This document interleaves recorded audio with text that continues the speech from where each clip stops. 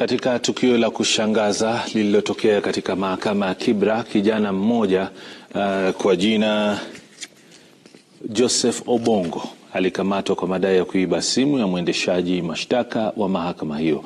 Obongo ambaye tayari ni mshukiwa katika kesi ya unajisi ambayo alikuwa amefikishwa kotini kusikiza, sasa amejikuta akihusishwa na sakata nyingine ya wizi. Na kama anavyotuarifu Ode Francis, mshukiwa amekamatwa pamoja na mwenzake eneo la Kawangware na anazuiliwa katika kituo cha polisi cha Kibra akitarajiwa kufikishwa kotini.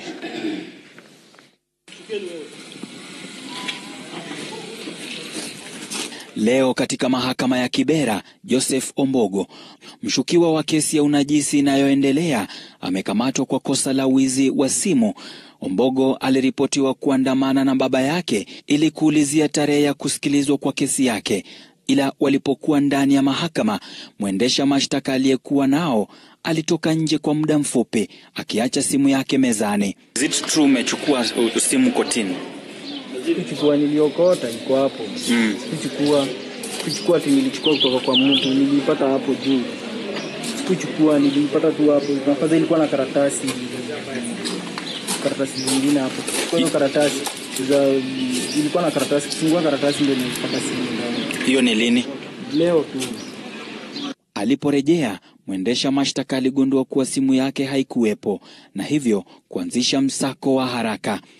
Picha za kamera za CCTV ndani ya mahakama zilionyesha Ombogo akichukua simu hiyo na kuondoka kimya kimya. Maafisa wa mahakama na wapelelezi waliungana na kumfuatilia mshukiwa baada ya baba yake kumpigia simu kurejea mahakamani. Ombogo alikamatwa alipofika mahakamani. Wakati wa mahojiano, Ombogo aliwaelekeza wapelelezi Kawangware ambako mshukiwa wa pili anayeaminika kuwa sehemu ya mtandao wa wizi wa simu alikamatwa.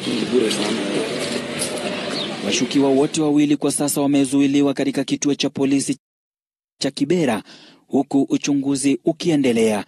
Naomba hiyo simu ipatikane. Huyu msichana mwenye amepatia simu anamjua. Amwambie atuletee simu. Huyu msichana apewe simu ama apewe ndugu yake waniletee kwa nyumba, nilete kwa madam. Hiyo ndio naomba. Kwa sababu kesi mbili kijana atakufia hapa ndani. Ombogo anatarajiwa kufikishwa mahakamani kwa mashtaka mapya hapo kesho.